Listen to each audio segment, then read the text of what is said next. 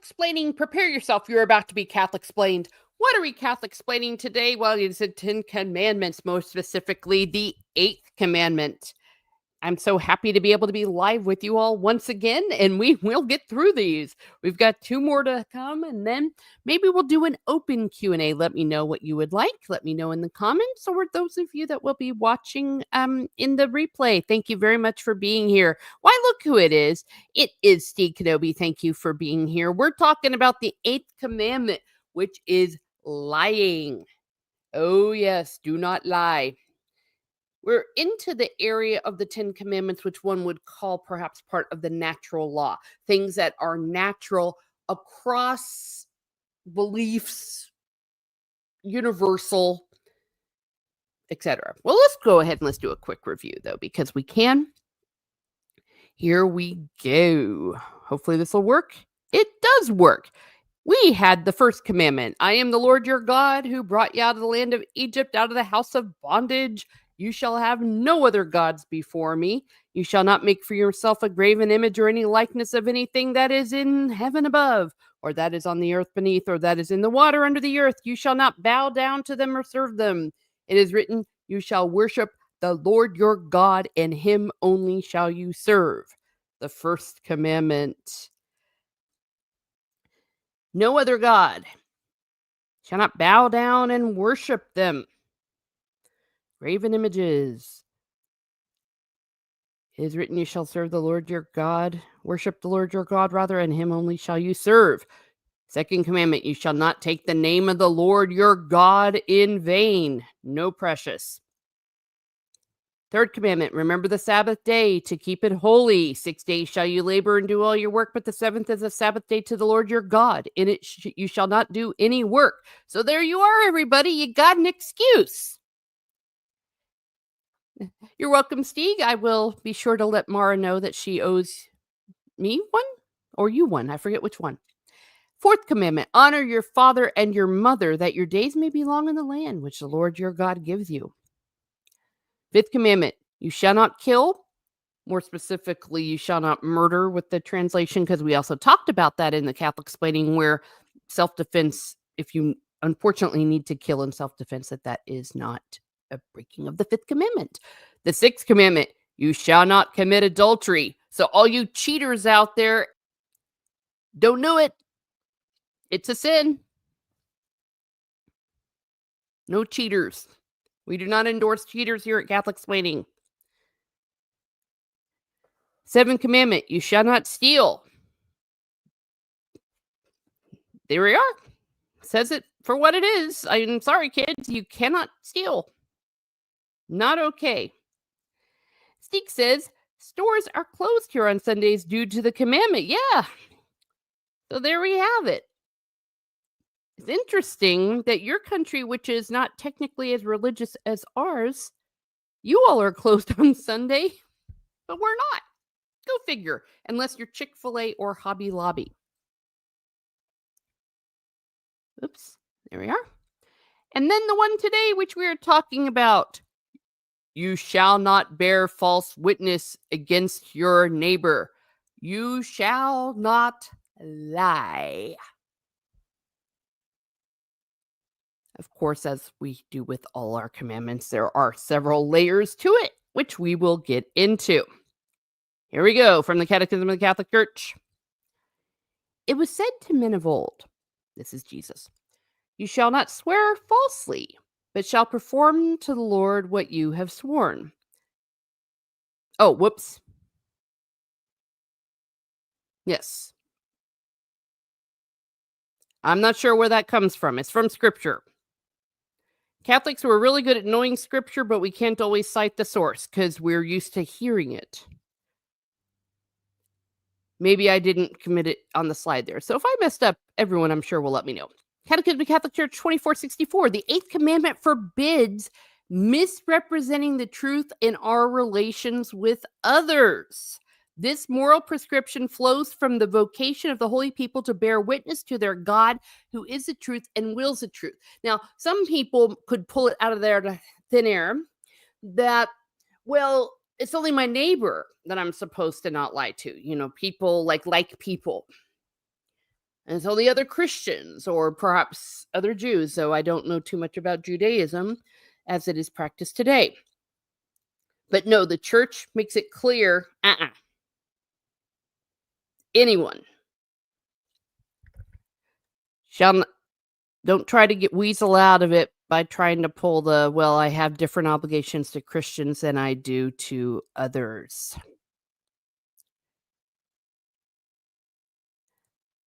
Offenses against the truth expressed by word or deed, a refusal to commit oneself to moral uprightness. So if you offend against the truth, you are not committed to moral uprightness. In Jesus Christ, the whole of God's truth has been made manifest, full of grace and truth, as he came as the light of the world. He is the truth. Whoever believes in me may not remain in darkness. The disciple of Jesus continues in his words so as to know the truth that will make you free and that sanctifies. Now let's look at the opposite of that. If you are not truthful, you will not be free and you will not be sanctified. Breaking this commandment, breaking any commandment under the right circumstances is a mortal sin. So you can't pull out of the thin air the whole idea that, well, it's okay when I do it, or it's okay if I'm doing it against people I don't like, or if I'm doing it because I think I'm being funny on the internet. No, dude, your soul's in danger if you're doing it with those around you. Now, if you're doing it for a good cause, there's a little bit of a gray area there. We're going to get there. But a good cause is not, well, to own the SJWs. Okay? That's not a good cause. Whom the Father sends in his name and who leads into all the truth. To his disciples, Jesus teaches the unconditional love of truth. Let what you say be simply yes or no. The end. I've talked a little bit about the whole let your yes be yes and your no be no. Obviously, there's some areas of interpretation within that. Well, the point that Jesus is making when he's saying let your yes be yes and your no be no is basically be truthful. If you're going to say yes, it needs to be yes. Let your no be no. Don't mess with people. I know that I'm a little bit naive when I say we see politicians doing it, but that's still kind of wrong when they mess with people like that, especially when they mess with their own supporters. But that's another discussion for another day. No one can be too honest to, I find. Or one can be too honest to, I find. Yes. And that's where we're going to get in these little areas that occasionally, sometimes people will misuse this commandment to say, I'm just being honest. It's like, yeah. But yeah, let your yes be yes and your no be no. Don't mess with people. In your real life, especially. It's not funny. I talked a little bit about this on the Catholicsplaining online trolling on my other channel, where I go into really big detail about that. But just because it's online doesn't necessarily mean it doesn't transfer over into real life. 2468. Truth as uprightness in human action and speech is called truthfulness. Truth as uprightness in human action and speech is called truthfulness, sincerity, or candor. Truth or truthfulness is the virtue which consists in showing oneself true in deeds and truthful in words, and in guarding against duplicity, dissimulation, and hypocrisy. One of the worst things to be called is a hypocrite, because that was Jesus's biggest insult, really, that he really went off. He did not abide hypocrites. It really was his trigger, for lack of a better word. He was not happy with the hypocrites, with the Pharisees. But yeah, guarding against duplicity, dissimulation, and hypocrisy. So yes, hypocrisy is breaking this commandment. Disciple of Christ consents to live in the truth. That is, in the simplicity of a life in conformity with the Lord's example, abiding in his truth. If we say that we have fellowship with him while we walk in darkness, we lie and do not live according to the truth. Mhm. If you say you're in fellowship with him while you walk in darkness, cannot walk in darkness and still claim to have fellowship with Christ. In that sense, you are also a lie. You are a liar and do not live according to the truth. That's another way that you can break this commandment. Hello, everyone coming in, and those that you, of course, that will be watching on the replay. Thank you for being here. And if this is your first time on a live stream or whatever, please give me a like, share, and a subscribe, and welcome. So, 2471, before Pilate, Christ proclaims that he has come into the world to bear witness to the truth, veritas. And he said it in Latin in the Passion of the Christ, though he was using ecclesiastical Latin. Sorry, that was one little mistake that they made in the movie. And if I'm wrong about that, let me know, because I am not a Latin scholar. All Christians, by the example of their lives and the witness of their word, wherever they live, have an obligation to manifest a new man which they have put on in baptism, and to reveal the power of the Holy Spirit by which they were strengthened at confirmation. So, Christians, by the example of our lives and the witness of our word, wherever we live, we have an obligation to manifest a new man which we put on in baptism, and to reveal the power of the Holy Spirit by which we are strengthened at confirmation. So you can't lie. Veritas, from which the word verify comes from. Absolutely it does. Yep, a lot of words come from Latin. We get etymology lessons here at Catholicsplaining. Martyrdom is a supreme witness given to the truth of the faith. Yeah, so you really want to bear witness to the truth?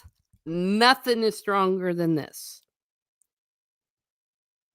May I say Christian martyrdom? Some other interpretations in a certain other non-Christian religion can call martyrdom something very different. No. Martyrdom is where you are put to the death before your faith, not where you commit murder for the faith, because you can't do that. You can't break a commandment and simultaneously be a martyr. So we got some famous martyrs. We have, of course, St. Stephen. He's considered the first. He is the first martyr, rather. And we have, St. Thomas More. He died, under Henry VIII. St. John Fisher. St. Joan of Arc is considered a martyr. We have, the very famous Viva Cristo Rey. That's where we get that from. And we actually have a picture of his martyrdom. He's only blessed, though. And I'm such a bad Catholic, his name completely escapes me. But that was during the Mexican, I guess, Civil War, but it was a massacre of Catholics. St. Maximilian Kolbe, against Yahtzee, said he is a martyr. We got lots of martyrs. St. Edith Stein is considered one, too. She was also went to Auschwitz. 2476. False witness and perjury. See, this is where I'm saying that these are universal things as well, these parts of the commandments. False witness and perjury. When it is made publicly, a statement contrary to the truth takes on a particular gravity. In court, it becomes false witness. When it is under oath, it is perjury. Yeah, so that's, I guess, the difference between false witness and perjury. So, yeah, so let your yes be yes and your no be no. That does not preclude proper oaths like such as what you do in court. Now, in civil law, you can be charged with that. That's why the universal application of it here. But yeah, perjury takes on particular gravity. Acts such as these contribute to the condemnation of the innocent, exoneration of the guilty, or the increased punishment of the accused. So, see how perjury is not just, ooh, I'm lying. It's like, yikes. It's an offense against justice. They gravely compromise the exercise of justice. Oh, thank you, Catechism. And the fairness of judicial decisions. Yeah, so perjury is really bad.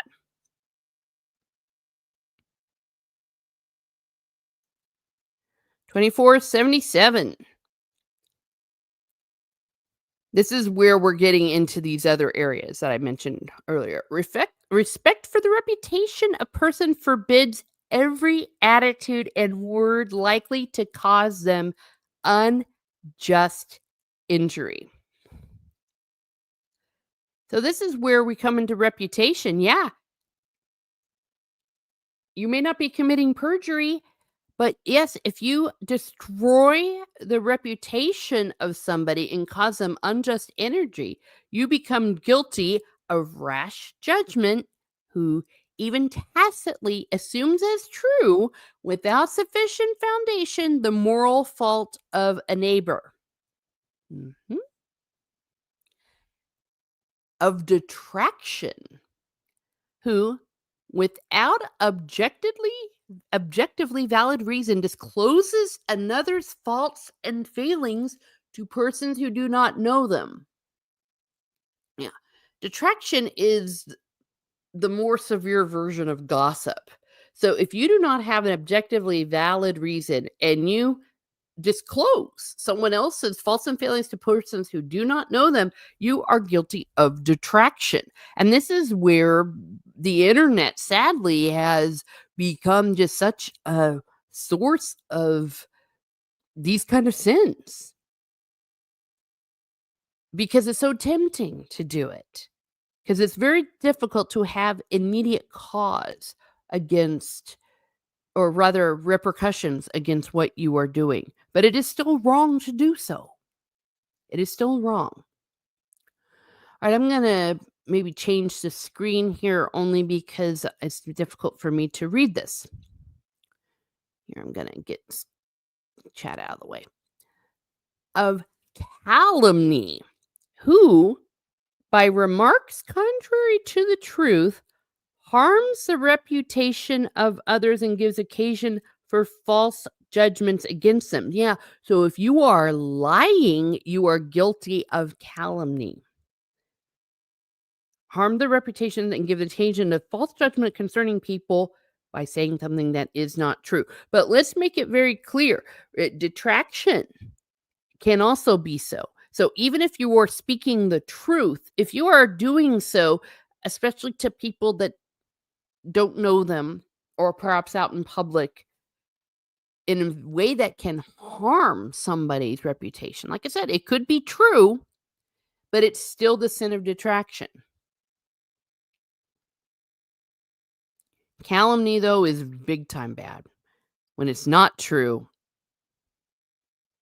yeah, that's really bad. To avoid rash judgment, everyone should be careful to interpret insofar as possible his neighbor's thoughts, words, and deeds in a favorable way. So we are to default to the best possible interpretation of someone's thoughts, words, and deeds. Be careful, though, that does not lead to naivety, or making you a doormat, or making you vulnerable to bad actors. Rash judgment is what they are warning about here, not necessarily judgment. Discerning judgment based on facts about someone's thoughts, words, and deeds. Though, of course, it's hard to know someone's thoughts, but let's just say someone revealed their thoughts, that you need to interpret them in the most favorable light unless you have reason to say otherwise. Like, don't be stupid. Patterns. Notice the patterns, but in as much as you can, interpret them in a positive light.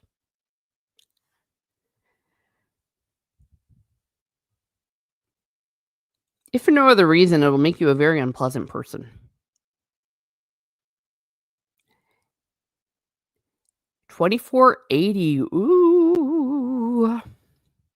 This is where we get to, how do I say this? Maybe simping, but I don't know if that's the right word here.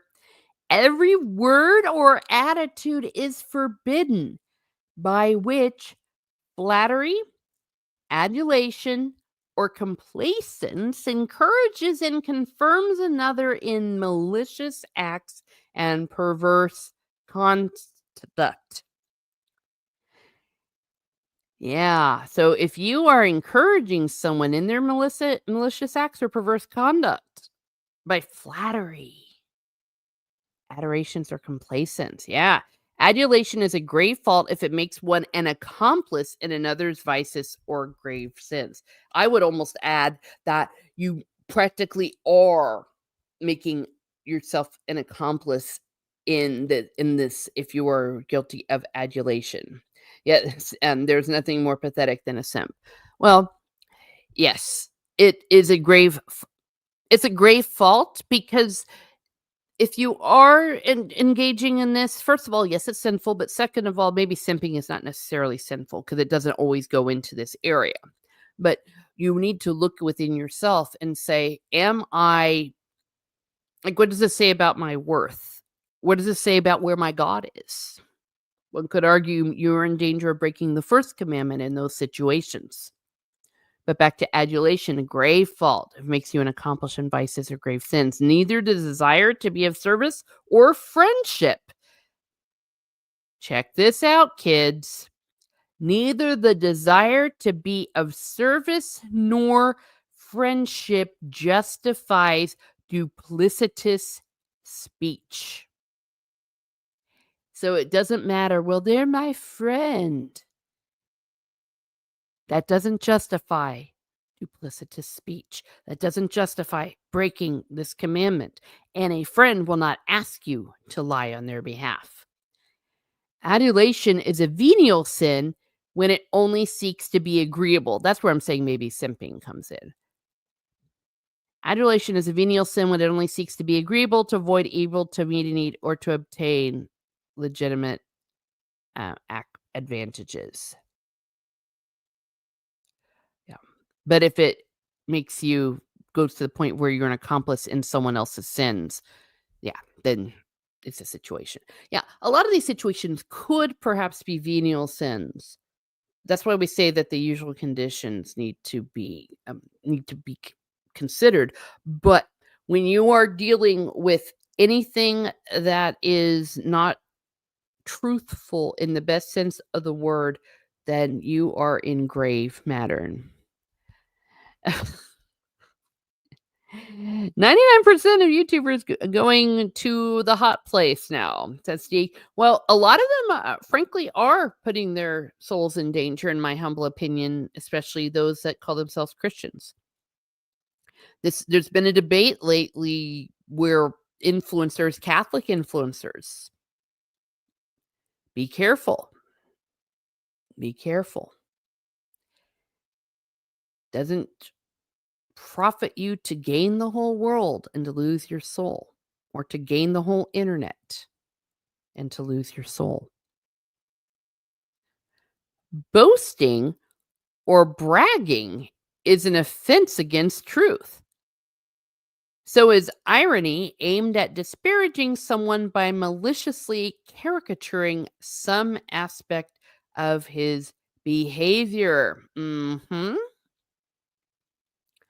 And again, this is where the internet has sadly not been the world's friend on this one. You see this with online bullying with students and stuff where they get into chat rooms and characterize on some aspect of their behavior in a way that is against truth. And again, the key word here is maliciously. Boasting or bragging is an offense against truth. Now, boasting, bragging is not necessarily the same thing as speaking perhaps up for what are one's good qualities. We often have to do that, say, in a job interview or something. But yeah, boasting and bragging, that goes into a far other territory. I think boasting is a better word than bragging. This is where the translation from the Latin for the Catechism of the Catholic Church might be an issue. Yeah, influencer first, Catholic third or fourth. Yeah, unfortunately. Yeah. There's a debate going on in the church right now about this. I think it's pretty clear here. But it's so tempting. People need to be careful, they need to be on guard. But also, this is applicable within family dynamics, also in the workplace.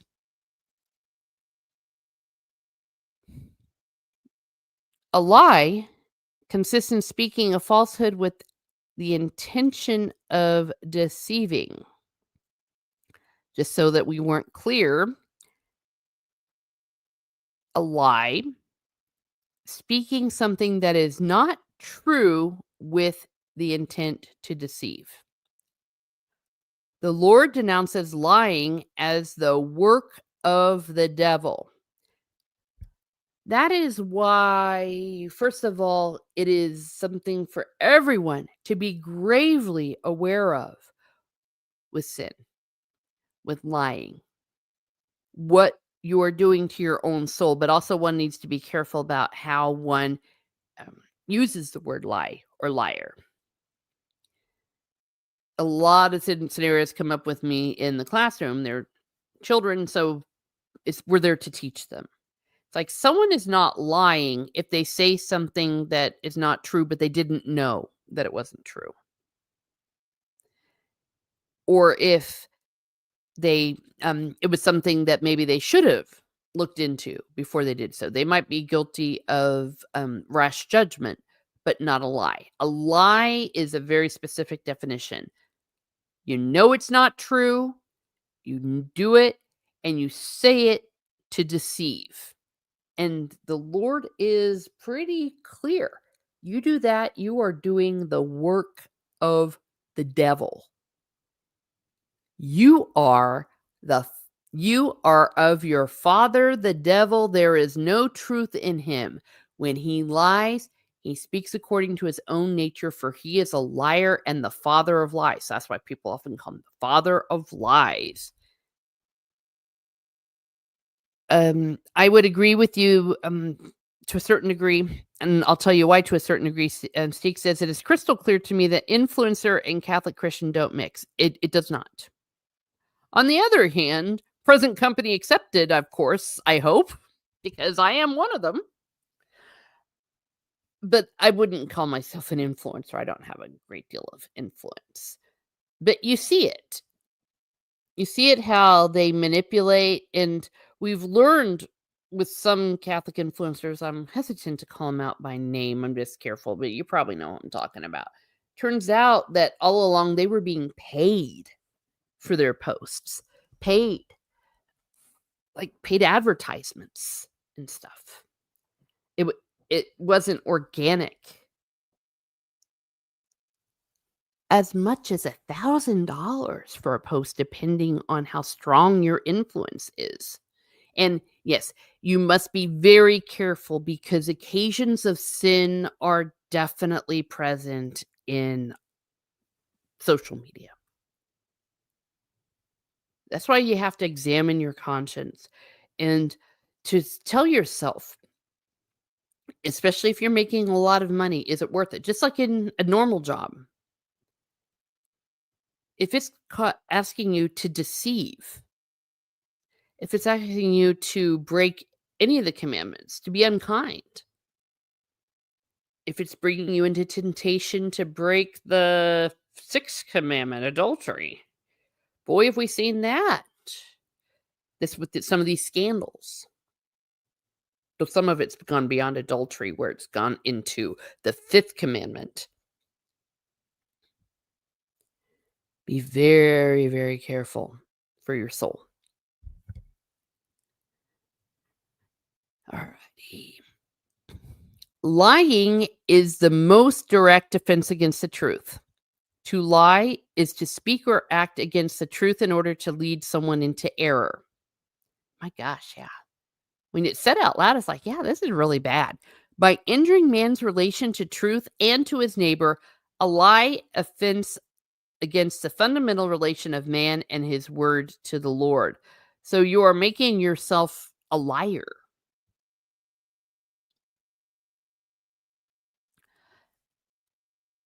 Rather, a liar against your own baptismal promises.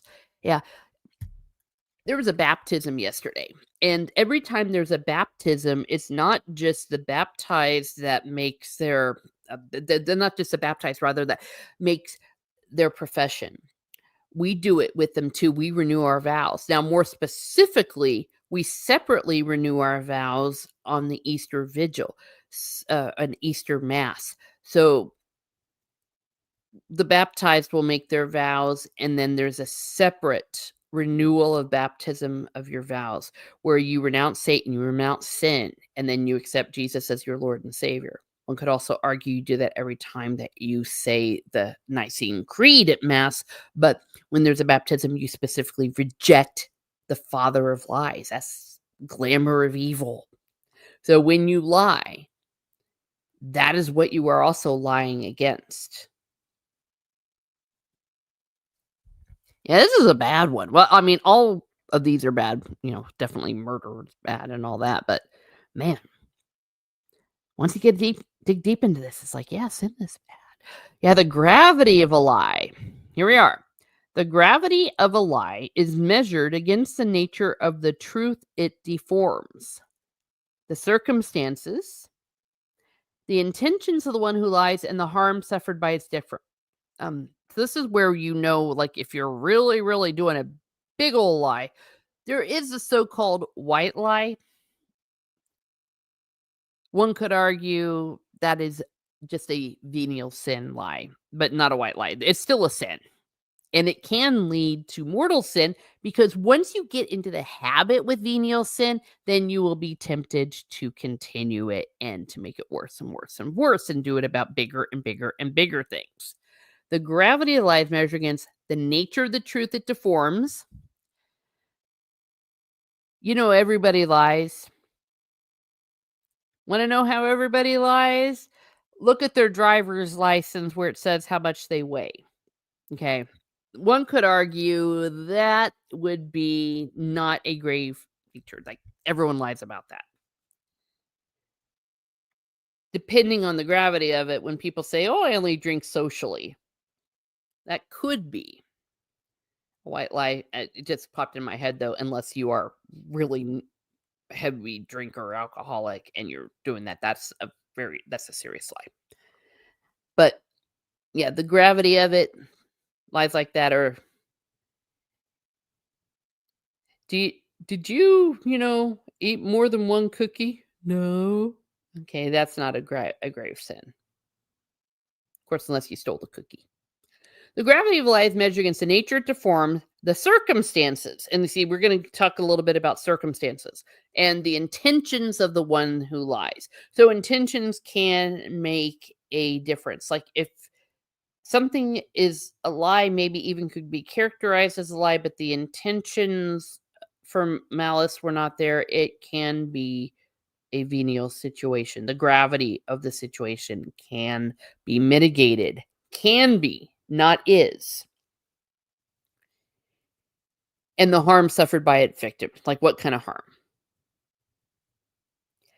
If a lie in itself only constitutes a venial sin, it becomes mortal when it does grave injury to the virtues of justice and charity. They just said.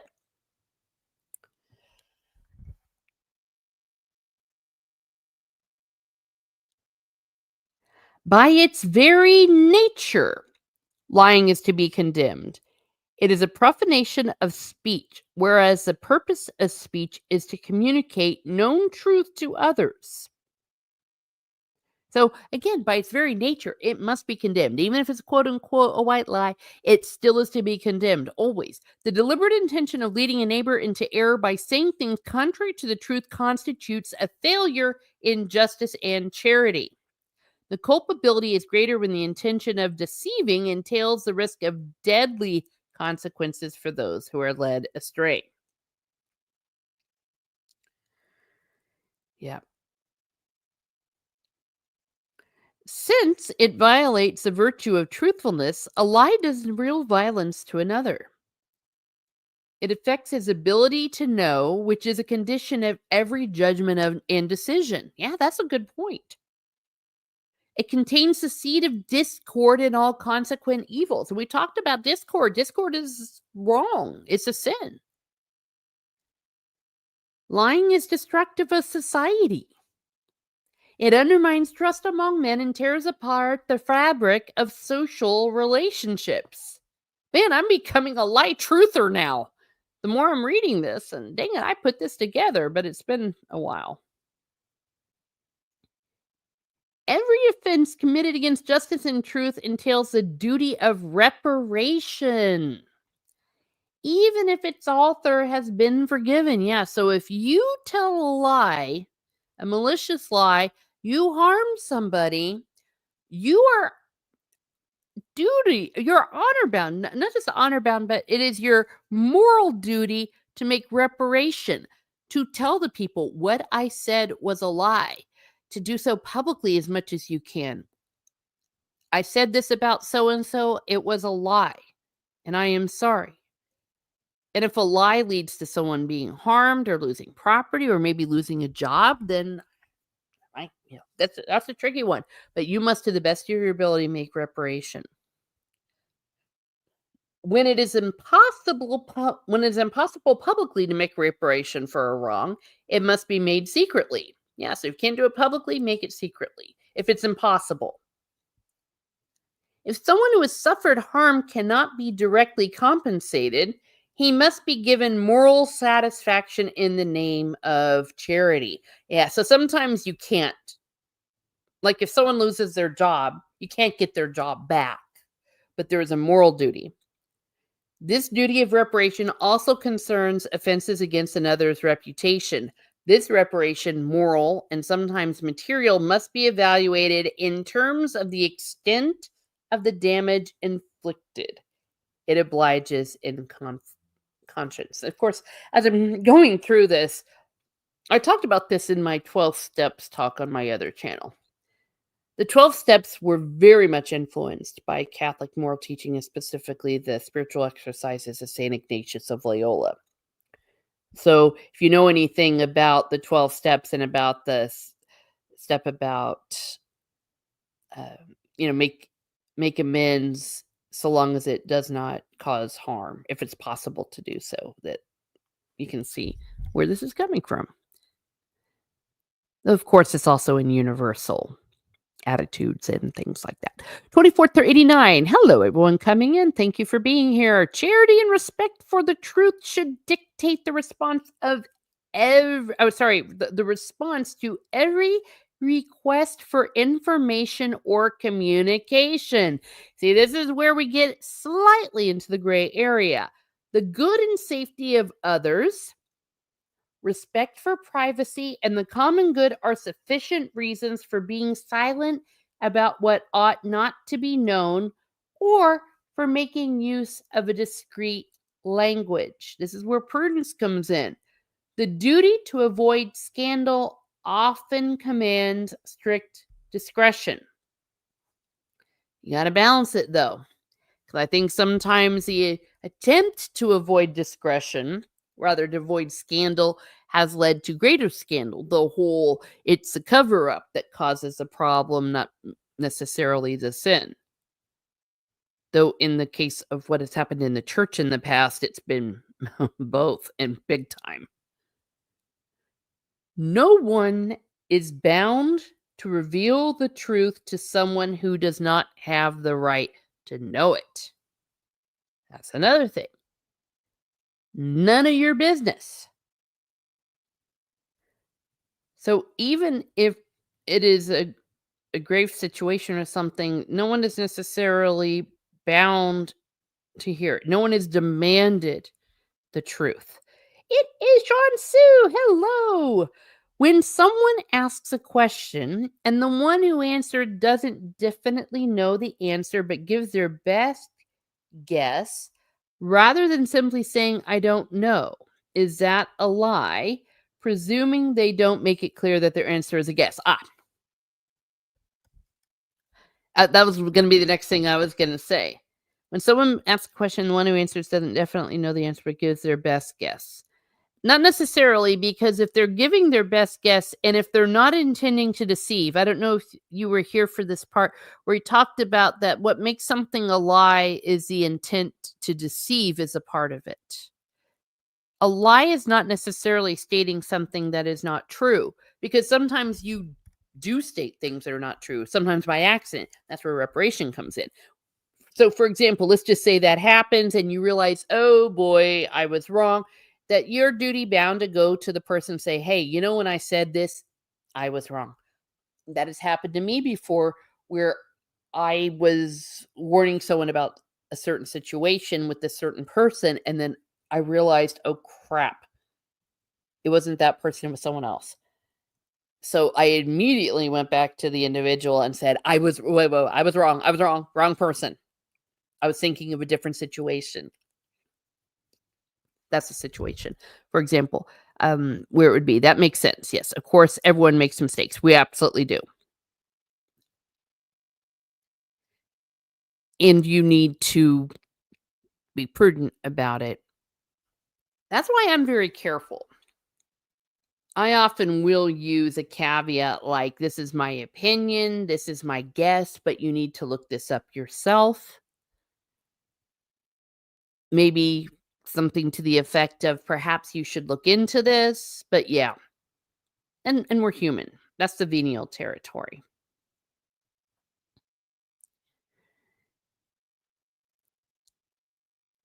Yeah, and if someone comes to you fishing for something, for some information, yeah, they don't have the right. You can remain silent. You can be discreet, use discreet language. It's like, hey, you know, that's not my territory. Sometimes I'll say, hey, don't bring me in this. I'm wanting to ask them yourself. Ah, this has been in the news, hasn't it?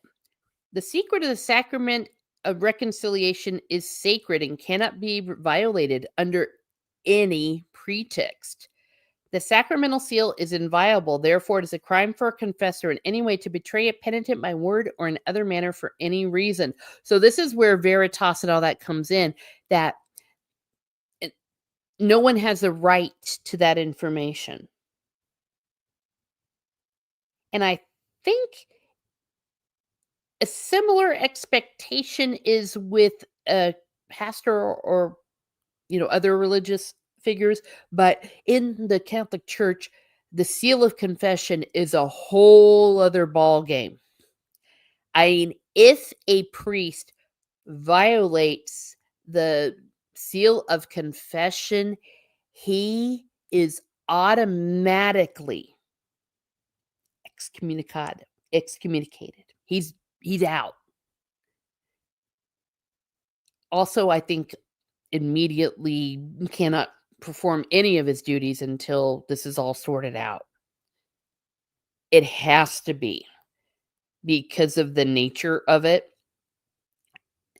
When you go into confession, you are saying things you would never say to anybody, except maybe to the Lord in the privacy of your mind. But it's the same thing. You are confessing to Jesus. They are there in persona Christi.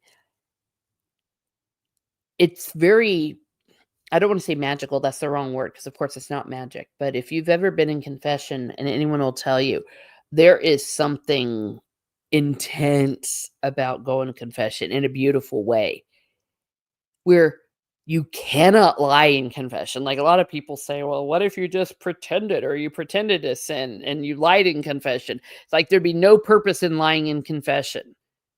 You just wouldn't go to confession, to be honest. No one keeps track of it. No one knows whether you went or not. But, oh boy, is it impossible to lie in confession or to hold anything back. It's really crazy.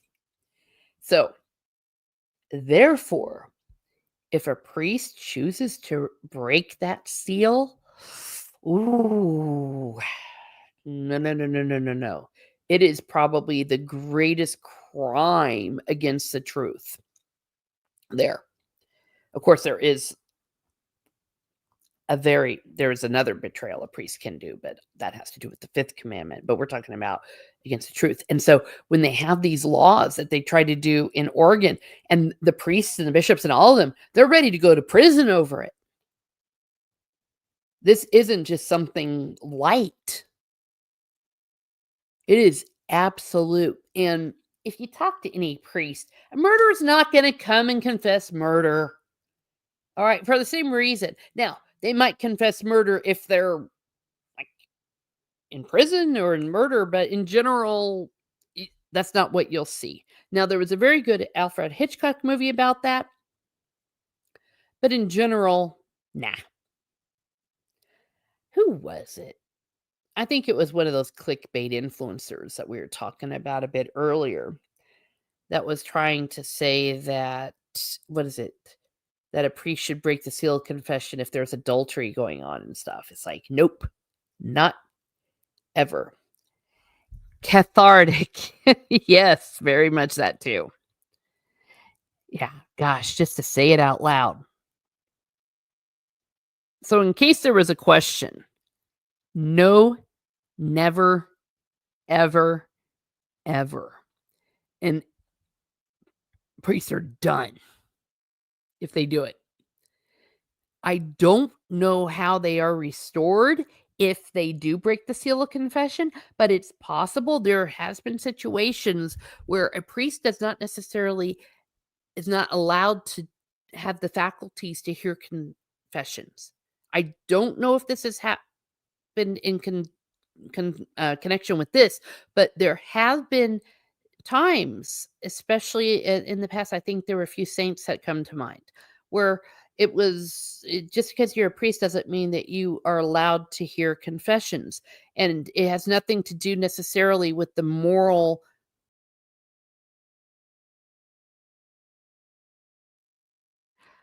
I'm back. All right, I had technical difficulties. I will definitely be needing to edit this later. My goodness gracious. Well, I was going on and on about the seal of confession and priests going to hell and all that. So, I was talking about the curate of ours, about how he was not allowed to, or he almost was not allowed to be able to hear confession, so that can be a thing. So, I don't know. Maybe I need to ask a priest. Eventually, I'll be bringing on some priests for this channel. But, Father of Lives, and welcome back. Thank you. Thank you very much. If I were gonna go spiritual warfare, it's like, well, who wouldn't like what I'm saying? Who could it be? Dear me. All right, let's get this going. So, almost done here. 2491. Professional secrets. For example, those of political office holders, soldiers, physicians, and lawyers, or confidential information given under the seal of secrecy must be kept. So, this is not quite the same as the seal of confession, but it is important.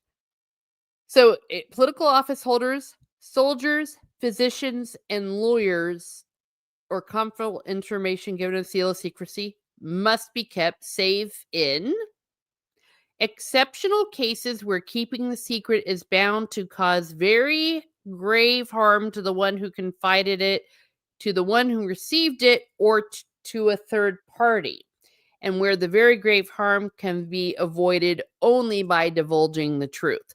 So this is a little bit different than the politicians' lies. We know, everybody knows, that there are things we don't know and we will never know about national security or stuff or things that happen in war or things that we just don't know. That's a thing. Soldiers, physicians, the doctor client privilege, lawyer privilege when you're talking to your lawyer, it must be kept, like we said, unless we're talking about grave harm can only be avoided by divulging the truth. Even if not confided under the seal of secrecy, private information prejudicial to another is not to be divulged without a grave and proportionate reason. That's why when I go to the doctor, I just had to go to the new doctor, the orthopedic dude, for my knee. And it said, I give so and so permission to know everything. So, yeah, I have, my parents and my sister are on that. They can know everything, and I can check what I want them to know. They can know everything about my medical condition. I think in the case of spouses, that's like automatic, but yeah, they're allowed to with my doctor, etc.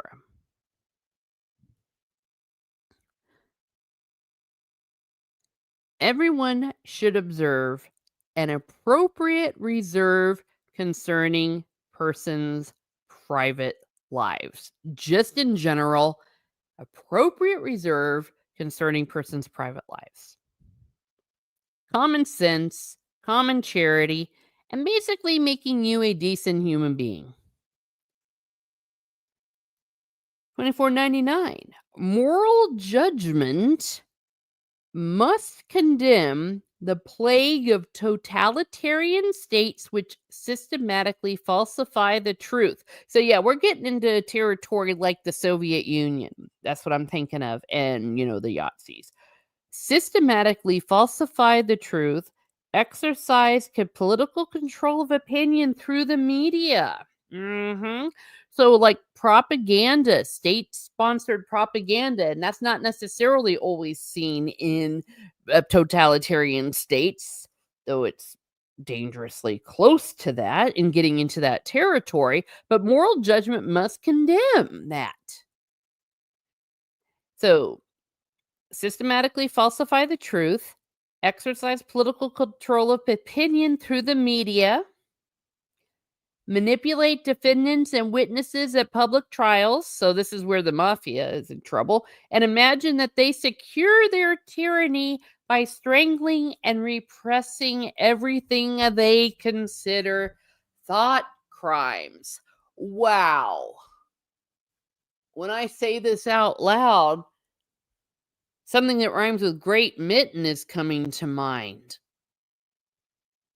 Wow. And we've dangerously gotten close to that during the coup. And that's why I will speak up even right now if I'm seeing tendency towards that. Because the truth is the truth. Yes be yes, your no be no. But yeah. So it talks about the plague of totalitarian states. Yeah. Look out for people or governments or the state which falsifies the truth, exercises political control of opinion through the media, not having a free press, manipulates defendants and witnesses at public trials, and imagine that they secure their tyranny by strangling and repressing everything they consider thought crimes. Dun, dun, dun. Man, I'm probably going to make a clip out of that. And that's the end of my slide presentation. Let me go to my full thing here. Yeah. So there we go. There has been a bit of a moral question about the scenario of if the Yahtzees come knocking at your door and say, "Are you hiding Jews in the attic?" It's generally understood that that is an acceptable lie, if you will. Like, they don't have the right to the truth. definitely the moral culpability will be wrong. Some people say, well, no, it's always wrong that you should stay silent or whatever, and that there are ways around that. There are ways around a lie. Like if you watch the movie Man for All Seasons, where he's like, an oath is made of words. Let's look at the words. Look at the words you use. So yeah, maybe you can use some words where it's not necessarily a lie. I'm also thinking about the Wheel of Time. The Aes Sedai are very notorious for that, about getting around their vow against lying. It's the way it's worded. That's a possibility. But when you're talking about the gravity of the situation, yeah. But also just consider the fact that not everyone has a right to the truth. So that's a lot in there. That's a lot from one commandment. And there's more, by the way, but I shortened it. So let me know what y'all think. Let me know in the comments. Let's talk about lies. Let's talk about things that we do. Look at the whole house saying everybody lies. Everyone does. Of course, there are obviously degrees of that. Shansu says, what about answering a question with a question to redirect the questioner, not necessarily to deceive? Yeah, there's nothing wrong with that. Like, for example, a good situation is where somebody were to say, for example, come to you that didn't have a right to the truth. You can redirect it, not to deceive, just to avoid answering. Yeah, absolutely. You are not obliged to answer every question that's given to you. Nothing wrong with that at all. That's where prudence comes in. The difference being if you are under oath. If you're in a courtroom, that's perjury. Yes. But we all use language deflections to avoid answering, or maybe not to get ourselves into hot water. It's when it's done deliberately, maliciously, knowingly, and to harm someone else that you're getting into the sin of lying. Laugh out loud. Yeah. Yep. We've all done it. We all have. Well, there we have it. I'm going to go ahead and quit before my internet does something crazy again.